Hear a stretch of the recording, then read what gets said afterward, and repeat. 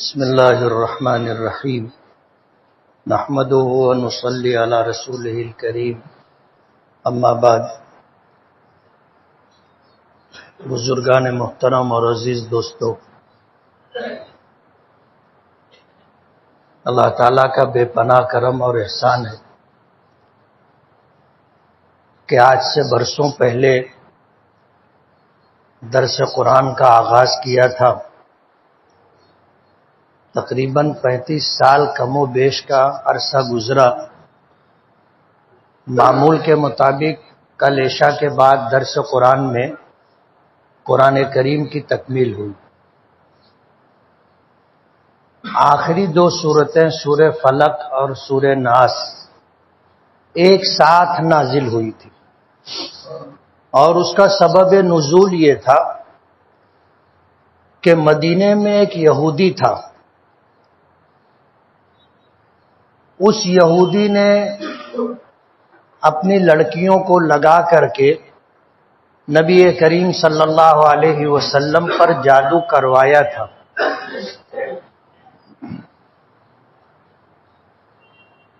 جادو کا آغاز، اس کی شروعات بنی اسرائیل کے زمانے سے ہوئی۔ قرآن کریم میں سورہ بقرہ میں اللہ پاک نے اس کو ذکر کیا ہے کہ وما کفر سلیمان علیہ السلام نے کفر نہیں کیا تھا، یعنی ان کے زمانے میں جادو آیا تھا، اور یہ علم اللہ پاک ہی کی طرف سے دیا گیا تھا۔ وما کفر سلیمان ولکن الشیاطین کفروا یعلمون الناس السحر، شیاطین نے سحر کیا تھا اور شیاطین نے کفر کیا تھا، وہ لوگوں کو جادو سکھاتے تھے۔ آگے آیت میں اللہ پاک نے فرمایا کہ جادو اس طرح دنیا میں آیا کہ بنی اسرائیل میں اللہ نے 2 فرشتے اتارے تھے، ہاروت اور ماروت نامی 2 فرشتے آئے تھے شہر بابل میں۔ وما انزل على الملكين ببابل هاروت وماروت وما يعلمان من احد حتى يقولا انما نحن فتنة فلا تكفر۔ یہ فرشتے جب آئے تو جادو کا علم لے کر کے آئے تھے، اور آنے کے بعد جب اس کا علم لوگوں کو ہوا، جانکاری ہوئی، تو وہ ان کے پاس جادو سیکھنے آتے تھے۔ تو وہ فرشتے کہتے تھے کہ ہمیں اللہ نے تمہاری آزمائش کے لیے بھیجا ہے، تم ہم سے جادو سیکھنے کے لیے آئے ہو، تم جادو سیکھو مت، فلا تکفر، تم کفر کا راستہ مت اختیار کرو۔ فَيَتَعَلَّمَانِ مِنْهُمَا مَا يُفَرِّقُ بَيْنَ أَحَدٍ مِنَ الْمَرْءِ وَزَوْجِهِ، لیکن لوگ اس کے بعد بھی ان فرشتوں سے جن کا نام ہاروت اور ماروت تھا جادو سیکھا۔ اور کون سا جادو سیکھا؟ اللہ پاک فرماتے ہیں میاں بیوی کے درمیان تفریق کرنے کے لیے، کہ ایسا جادو ہمیں سکھاؤ کہ میاں بیوی کے درمیان جھگڑا پڑ جائے اور میاں بیوی میں علیحدگی ہو جائے۔ ایسا علم، ایسا جادو انہوں نے فرشتوں سے سیکھا۔ آج بھی دنیا میں جادو کا حقیقی علم یہودیوں کے پاس ہے، اور اگر انہوں نے غیر یہودی کو سکھایا تو ایسے کچھ تھوڑا بہت ادھر ادھر ہو کر کے ہمارے زمانے میں کچھ لوگوں کے پاس آیا، اور وہ بھی جادو کا یہ علم ہم مسلمانوں کو نہیں سکھاتے، یہ علم ان کو سکھاتے ہیں جو غیر مسلم ہوں، اور خاص طور پر ہندوؤں میں جو سب سے اونچی ذات ہے ان کو سکھاتے ہیں۔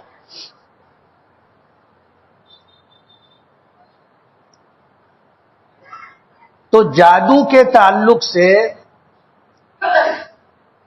سچائی یہ ہے کہ دنیا میں اس کا وجود ہے اور اللہ پاک ہی کی طرف سے یہ علم اتارا گیا ہے، اور بنی اسرائیل کے لیے یہ امتحان اور آزمائش تھا۔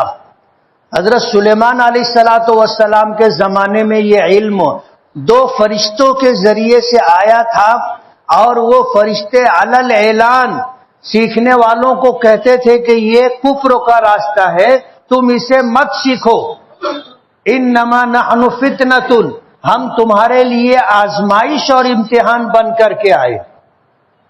لیکن انسان کی فطرت میں خیر اور شر دونوں ہے، اچھائی اور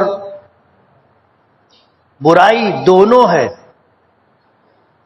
حضرت علی رضی اللہ تعالی عنہ سے کسی نے پوچھا تھا کہ انسان کتنا مجبور ہے اور کتنا با اختیار ہے، تو حضرت علی رضی اللہ تعالی عنہ نے کہا کہ تم اپنا پیر اٹھاؤ۔ تو جس آدمی نے پوچھا تھا وہ کھڑا تھا، وہ اپنا ایک پیر اٹھایا۔ حضرت علی رضی اللہ تعالی عنہ نے کہا کہ دوسرا پیر بھی اٹھاؤ۔ تو اس نے کہا کہ دوسرا پیر کیسے اٹھے گا، دوسرا پیر نہیں اٹھ سکتا۔ حضرت علی نے جواب دیا، انسان کو اتنا اختیار دیا گیا ہے کہ وہ ایک پیر اٹھا لے، اور اتنا مجبور بنایا ہے کہ وہ ایک پیر نہیں اٹھا سکتا، دوسرا پیر نہیں اٹھا سکتا۔ تو خیر اور شر جس طرح اور مخلوقات میں ہے، انسانوں میں بھی، لیکن انسانوں میں اللہ پاک نے کچھ لوگوں کو اس سے مستثنا رکھا ہے، جیسے حضرات انبیاء کرام علیہم الصلاۃ والسلام، یہ معصوم ہے، اور ان کی معصومیت کی وجہ یہ ہے کہ اللہ پاک نے ان کا انتخاب کیا تھا۔ بھلائی کے کاموں کے لیے سب سے اعلی مقام جو ہو سکتا ہے وہ نبوت اور رسالت کا مقام ہے۔ وہ مقام عطا کرنے کے لیے اللہ پاک نے دنیا کے تمام انسانوں میں سے سب سے پہلے نبی کریم صلی اللہ علیہ وسلم کی روح مبارک کا انتخاب فرمایا تھا عالم ارواح میں، اور پھر آپ کے انتخاب کے بعد تمام انبیاء کرام علیہم الصلاۃ والسلام کا انتخاب فرمایا تھا کہ جس زمانے میں اللہ چاہیں گے یہ دنیا میں جائیں گے، تو جانے کے بعد اللہ پاک ان کو نبوت اور رسالت عطا کریں گے۔ تو انبیاء کرام انتخاب خداوندی ہیں۔ اب ظاہر بات ہے، اگر حضرات انبیاء کرام علیہم الصلاۃ والسلام بھی عام انسانوں کی طرح اگر ایسا کام کریں جو اللہ کے نزدیک نافرمانی ہے، یا سماج کے اندر جسے اچھا نہیں سمجھا جاتا، تو اللہ کا انتخاب قابل اعتراض ہو جائے گا کہ اللہ نے ایسے لوگوں کو نبی بنایا جو یہ کرتے یہ کرتے یہ کرتے۔ اللہ نے جن کو نبی اور رسول بنانے کے لیے منتخب کیا تھا ان کو عصمت عطا کی تھی کہ اگر وہ گناہ کرنا بھی چاہیں تو نہیں کر سکتے۔ تو انبیاء کرام علیہم الصلاۃ والسلام سراسر خیر، ان میں شر نہیں ہے، ان میں برائی نہیں ہے۔ اسی طرح فرشتے اللہ نے ان کو بھی معصوم بنایا ہے، لا یعصون اللہ ما امرہم ویفعلون ما یؤمرون، یہ اللہ کی کبھی بھی نافرمانی نہیں کرتے اور وہی کام کرتے ہیں جو ان کو کرنے کے لیے کہا جاتا ہے۔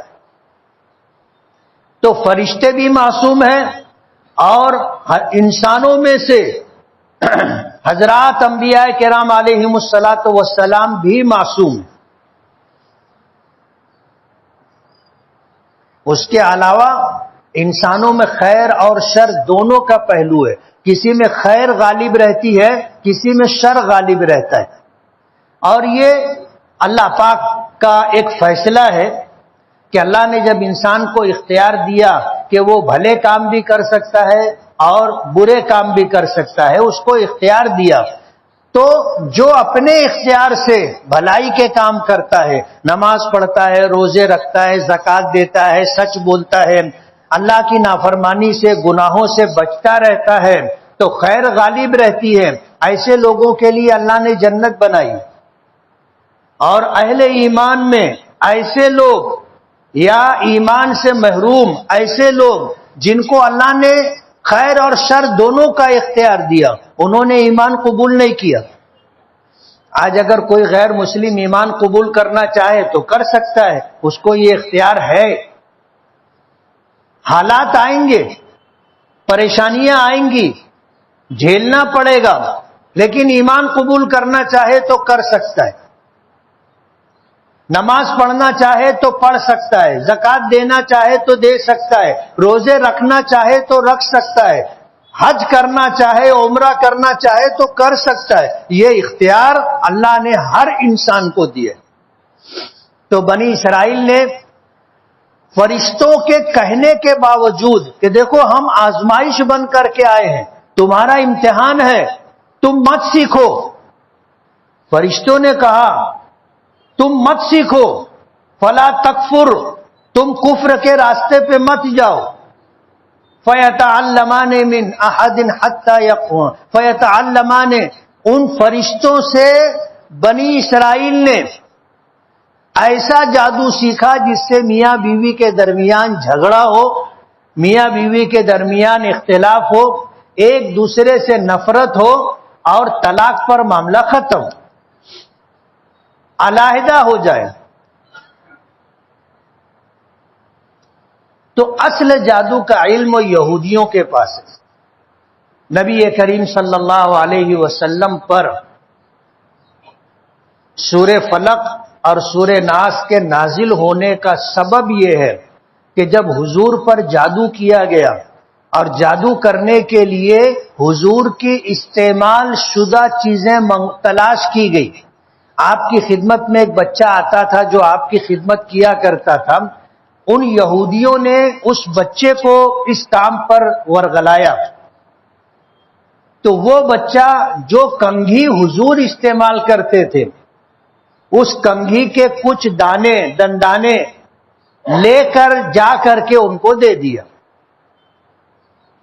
لبید ابن عاصم نامی یہودی نے اپنی لڑکیوں کو لگا کر کے ایسا جادو کیا کہ حضور پاک صلی اللہ علیہ وسلم کی طبیعت ہمیشہ بجھی بجھی رہتی تھی. ہم لوگ کہتے ہیں نا طبیعت بہت بھاری ہے، کچھ اچھا نہیں لگ رہا ہے. حضور کے ساتھ ایسا سحر کیا گیا تھا کہ طبیعت بجھی بجھی رہتی تھی اور ایسا محسوس ہوتا تھا کہ جیسے طبیعت میں بہت انقباض ہے، فرحت، انبساط اور خوشی نہیں ہے. ہر وقت طبیعت بجھی بجھی رہے اور حضور کو ایسا محسوس ہوتا تھا جیسے میں بندھا ہوا ہوں، اور حضور کی کیفیت عام لوگوں سے الگ رہتی تھی. حضرت عائشہ رضی اللہ تعالی عنہا فرماتی ہیں کہ کبھی ایسا ہوتا تھا کہ کوئی کام حضور نے کر لیا ہوتا تھا اور پھر محسوس ہوتا تھا کہ نہیں کیا. کھانا کھانے کے بعد یاد نہیں رہتا تھا کہ میں نے کھانا کھایا. ہمارے ساتھ بھی ہوتا ہے کبھی کبھی. جو آدمی نمازوں کا اہتمام کرتا رہتا ہے، کبھی کسی وجہ سے مصروفیت کی وجہ سے نماز نہیں پڑھ سکا تو اس کو ایسا لگتا ہے میں نماز پڑھ لیا ہوں، معمول رہتا ہے اس کا. اور کبھی اس کے الٹا ہوتا ہے کہ نماز پڑھ لینے کے بعد پھر اس کو ایسا دھیان آتا ہے کہ شاید میں نے نماز نہیں پڑھی. حضور کی ایسی کیفیت ہو گئی تھی. ظاہر بات ہے حضرات انبیاء کرام علیہم الصلاۃ والسلام بھی عام انسانوں کی طرح بشری تقاضے لے کر کے چلا کرتے تھے. ان کو بھوک بھی لگتی تھی، پیاس بھی لگتی تھی، سردی سے سردی بھی لگتی تھی، گرمی کے موسم میں گرمی بھی لگتی تھی، بیماریاں بھی آپ کو لاحق ہوتی تھی، آپ کو بخار بھی آتا تھا، آپ کو سر درد بھی ہوتا تھا. تو یہ طبعی چیزیں ہیں. جادو انہی میں سے ایک چیز ہے اور نبی کریم صلی اللہ علیہ وسلم متاثر ہو گئے تھے. حضرت عائشہ صدیقہ رضی اللہ تعالی عنہا فرماتی ہیں کہ ایک مرتبہ حضور سوئے ہوئے تھے، خواب دیکھا کہ دو فرشتے آئے ہیں، ایک سر کی طرف بیٹھا، ایک پیر کی طرف بیٹھا. جو فرشتہ سر کی طرف بیٹھا تھا اس نے دوسرے فرشتے سے پوچھا جو پیر کی طرف بیٹھا ہوا تھا کہ تمہیں معلوم ہے اس شخص کو کیا ہوا ہے؟ تو اس نے جواب دیا کہ مجھے نہیں معلوم۔ تو سر کی طرف جو فرشتہ بیٹھا ہوا تھا اس نے کہا کہ ھذا مکبوب، کہ یہ وہ شخص ہے جس کے اوپر سحر اور جادو کیا گیا ہے۔ پھر پوچھا کہ تمہیں معلوم ہے کہ جادو کس چیز پر کیا گیا ہے؟ تو دوسرے فرشتے نے کہا کہ مجھے نہیں معلوم۔ تو پوچھنے والے فرشتے نے کہا کہ کنگھی کے کچھ دندانے ہیں، کنگھی کے کچھ دندانے ہیں۔ بعض روایتوں میں آتا ہے کہ داڑھی کے کچھ بال ہیں، جب ہم کنگھا کرتے ہیں تو کبھی کبھی اس میں بال رہ جاتے ہیں۔ یہ چیز لے جا کر کے اس بچے نے دے دیا تھا، تو اس پر جادو کیا گیا تھا۔ بالوں میں گرہ لگائی گئی تھی، یا کوئی دھاگا یا ڈورا تھا اس میں گانٹھ لگائی گئی تھی، یا تانت تھی اس میں گرہ لگائی گئی تھی، اور 11 گرہیں تھی اور ان میں سوئی لگا کر کے وہ کس دیا گیا تھا، اور پھر اسے ایک کنویں کے اندر دفن کر دیا گیا تھا۔ سوکھا کنواں تھا۔ بخاری شریف میں آتا ہے حضور جب خواب سے بیدار ہوئے، خواب میں آخری بات فرشتے نے پوچھا دوسرے سے کہ تجھے معلوم ہے کہ یہ چیزیں کہاں ہیں؟ تو اس نے کہا کہ مجھے نہیں معلوم۔ تو خواب میں اس فرشتے نے کہا کہ یہ بیر ذی اروان میں، اور بیر ذی اروان میں اندر تہ میں اسے دفن کیا گیا۔ اس کے بعد حضور کی آنکھ کھل گئی۔ جب حضور کی آنکھ کھلی تو اس کے بعد حضور نے صحابہ کرام کو جمع کیا اور ان کے درمیان اپنا خواب سنایا۔ حضور کی عادت شریفہ تھی کہ فجر کی نماز پڑھ لینے کے بعد مصلی پر تھوڑی دیر رکتے تھے۔ اگر رات میں کوئی واقعہ پیش آیا یا کسی نے کوئی خواب دیکھا تو اس کی اطلاع حضور کو دیا کرتے تھے۔ خواب اگر دیکھا ہو خواب سناتے تھے، حضور تعبیر دیتے تھے، اور اگر حضور نے کوئی خواب دیکھا ہو تو آپ اپنا خواب بتایا کرتے تھے، اور صحابہ کرام کے پوچھنے پر اس کی تعبیر بھی بتاتے تھے۔ حضور پاک صلی اللہ علیہ وسلم نے اپنا خواب لوگوں کو بتایا، سنایا، اور اس کے بعد آپ کچھ صحابہ کرام کو لے کر اس کنویں پر تشریف لے گئے۔ حضرت امام بخاری رحمت اللہ علیہ نے اپنی کتاب بخاری شریف میں اس واقعے کو ذکر کیا ہے، اور فرمایا کہ وہ جو کنواں تھا اس کے اطراف کے درخت ایسے تھے جیسے شیطان کے اجڑے ہوئے بالوں والے سر۔ کنواں سوکھا تھا، مشکل سے کنویں تک پہنچے، کچھ صحابہ کرام کو نیچے اتارا، وہ گئے تو دیکھا کہ ایک پتھر رکھا ہوا ہے۔ اس پتھر کو جب ہٹایا تو کھجور کے خوشے پر جو غلاف ہوتا ہے اس غلاف کے اندر یہ چیزیں تھی جس کو لپیٹ کر کے دبا کر کے رکھ دیا گیا تھا۔ وہ لے کر کے اوپر آئے۔ جب اوپر آئے اور حضور کے سامنے وہ چیزیں رکھی گئیں تو نبی کریم صلی اللہ علیہ وسلم اسی وقت حضرت جبرائیل آئے اور آ کر کے سورہ فلق اور سورہ ناس اللہ پاک کی طرف سے پہنچائی وحی کی شکل میں۔ بعض روایتوں میں آتا ہے کہ حضرت جبرائیل نے پڑھنا شروع کیا تو یہ جو گرہیں لگی تھی 11 گرہیں تھی۔ سورہ فلق میں 5 آیتیں ہیں اور سورہ ناس میں 6 آیتیں ہیں، ایسے 11 آیتیں ہوتی ہیں۔ حضرت جبرائیل پڑھ رہے تھے، ایک ایک آیت پر ایک ایک گرہ کھلتی جا رہی تھی۔ بعض روایتوں سے ایسا مستفاد ہوتا ہے کہ نبی کریم صلی اللہ علیہ وسلم نے جب سورہ فلق اور سورہ ناس پڑھنا شروع کی تو یہ گرہیں خود بخود کھلنے لگی،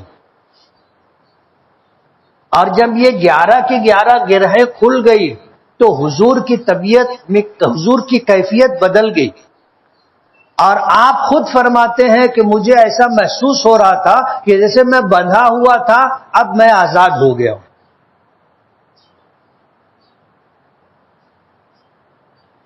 مجھے جو یہ سارا واقعہ میں کل درس قرآن میں سنا چکا ہوں، وقت کم تھا، بات ادھوری رہ گئی تھی، اسی کو بتانا ہے کہ نبی کریم صلی اللہ علیہ وسلم پر جادو کیا گیا تھا، لیکن آپ عام انسانوں کی طرح نہیں تھے، آپ اللہ کے رسول تھے، اور جادو کوئی خیالی بات نہیں ہے، بلکہ جادو ایک حقیقت ہے، اور یہ علم اللہ پاک نے فرشتوں کے ذریعے بنی اسرائیل کو دیا تھا، اور وہاں سے یہ سلسلہ جاری ہے۔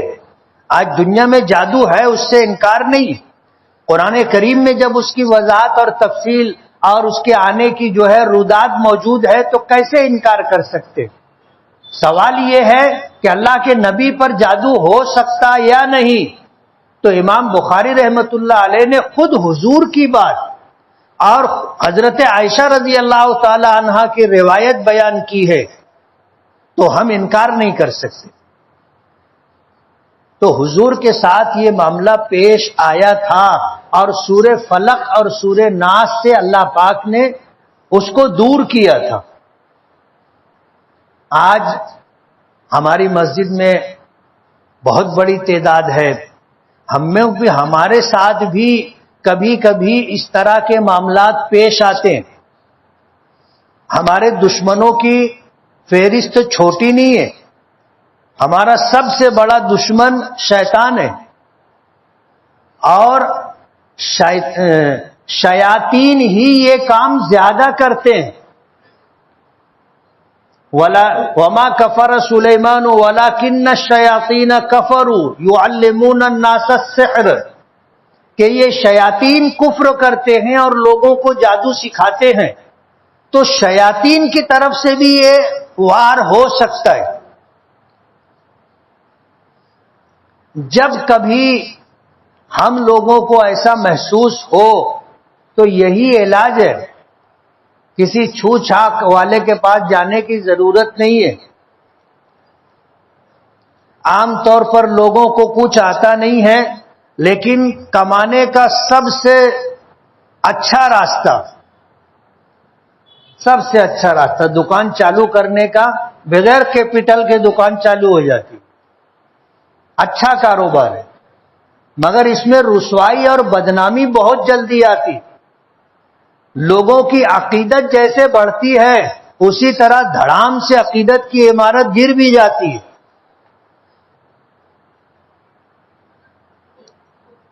تو یہ بغیر کیپٹل کا کاروبار ہے، اور آپ جب اس کے پاس جاؤ گے کچھ بھی آپ کو نہیں ہوگا، آپ جا کر کے ملو، وہ بتا دیں گے، بولے کچھ ہے، بتا دیں گے۔ اور جب آدمی کو کہہ دیا جاتا ہے تو اس کو تھوڑا سا ہوتا ہے کہ ہاں اب ظاہر بات ہے، پھر اب کیا کریں؟ اللہ تعالیٰ رزاق ہے، سب کو روزی دیتا ہے۔ چور چوری کرتا ہے ایسے اس کو روزی ملتی ہے، ڈاکو ڈاکہ ڈالتا ہے ایسے اس کو روزی ملتی ہے، زنا کرنے والے زنا کرتے ہیں ایسے ان کو آمدنی ہوتی ہے۔ تو گناہ کے راستے سے بھی آمدنی ہوتی ہے، نہیں ہوتی ہے ایسا نہیں، اللہ سب کو روزی دیتا ہے۔ تو جن کو کچھ نہیں آتا ان کو بھی روزی اللہ پاک دیتا ہے نا۔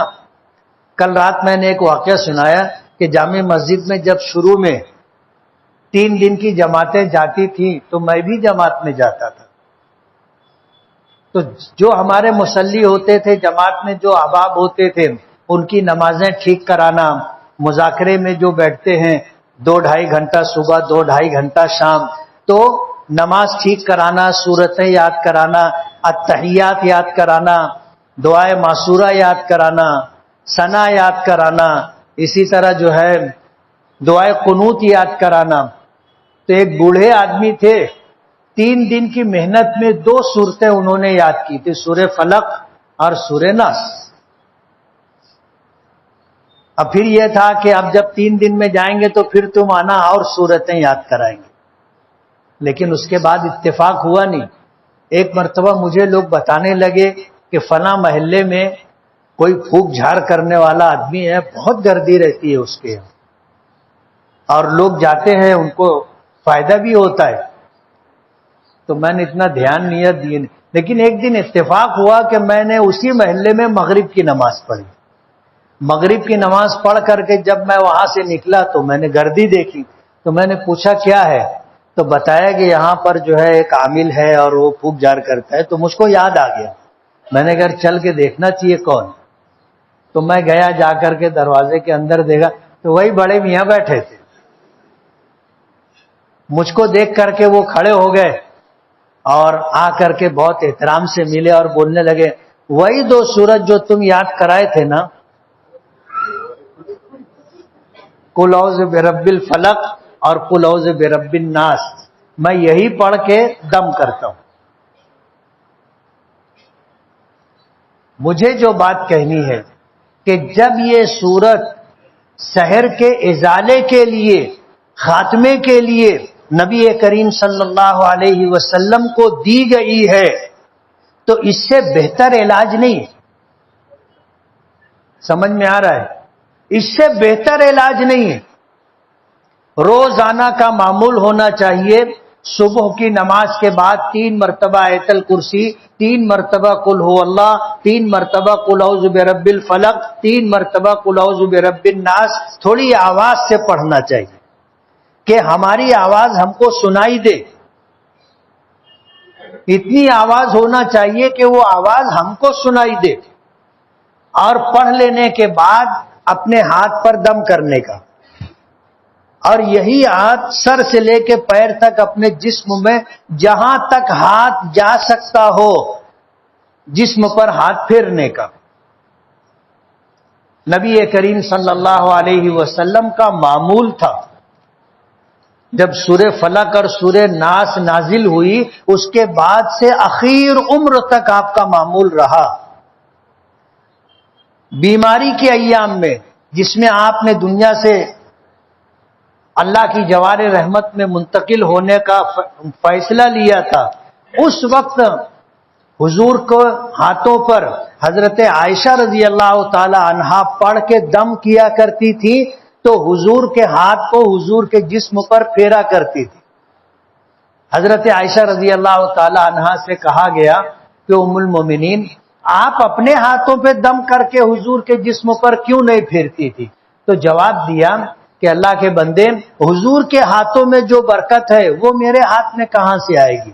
اس لیے میں حضور کے ہاتھ پہ دم کر دیا کرتی تھی اور حضور اپنے جسم پر ہاتھ پھیر لیا کرتے تھے۔ یہ صرف جادو کے ازالے کے لیے نہیں ہے، ہر بیماری کے لیے، ہر پریشانی کے لیے یہ علاج ہے۔ ہر بیماری، ہر پریشانی، ہر مصیبت، ہر چیز کا علاج ہے۔ ہم لوگوں نے کبھی اس کو سمجھا ہی نہیں اور کبھی کیا ہی نہیں، ہماری پریشانیاں بڑھتی ہیں۔ آپ معمول بنا لیجئے، بنائیں گے نا؟ آپ معمول بنائیے اور اپنے گھر میں سب کو بتائیے، ماں ہو، بہن ہو، بیوی ہو، بیٹی ہو، بچے ہوں، سب کو بتائیے کہ روزانہ اپنے کو۔ آج صبح میں گھڑی دیکھ کے پڑھ رہا تھا تو آیت الکرسی 1 مرتبہ پڑھنے میں آدھا منٹ لگتا ہے، کتنا؟ 30 سیکنڈ۔ میں گھڑی دیکھ کر کے پڑھا اور اطمینان سے پڑھا، جلدی جلدی والا نہیں، آدھا منٹ، 1.5 منٹ میں 3 مرتبہ آپ آیت الکرسی پڑھ لو گے۔ اور میں نے قل ہو اللہ پڑھی تو 10 سیکنڈ کے اندر 1 مرتبہ قل ہو اللہ، یعنی آدھے منٹ میں 3 مرتبہ آپ قل ہو اللہ پڑھ لو گے۔ اور سورہ فلق میں نے پڑھی تو 45 سیکنڈ یعنی 15 سیکنڈ میں 1 مرتبہ سورہ فلق، 45 سیکنڈ میں 3 مرتبہ، اور سورہ ناس 10 سیکنڈ میں 1 مرتبہ، آدھے منٹ میں۔ تو آپ اندازہ کرو 5 منٹ بھی نہیں لگے گا، 5 منٹ بھی نہیں لگے گا، اور برکتیں، فائدے بے حساب۔ تو اس کا معمول بنائیے، بنائیں گے نا؟ یہ معمول بنا لیجئے انشاءاللہ. ہمارا یہ عمل تقدیر کے آگے تو نہیں جا سکتا، لیکن انشاءاللہ اس کی بھلائی اور خیر ہمیں ضرور نصیب ہوگی. جب اللہ کا فیصلہ آتا ہے تو نافذ ہوتا ہے. اللہ کا فیصلہ آتا ہے تو نافذ ہوتا ہے. جس دن کچھ ہونے والا ہوگا، ہو سکتا ہے اس دن فجر میں آپ نہ اٹھیں، اس دن آپ کو کوئی بہت جلدی ہو، اس دن آپ نہیں پڑھیں گے. مگر جس دن آپ پڑھ لیں گے اندھیرے میں کھڈے میں نہیں گریں گے، سخت اندھیرے میں درخت سے نہیں ٹکرائیں گے.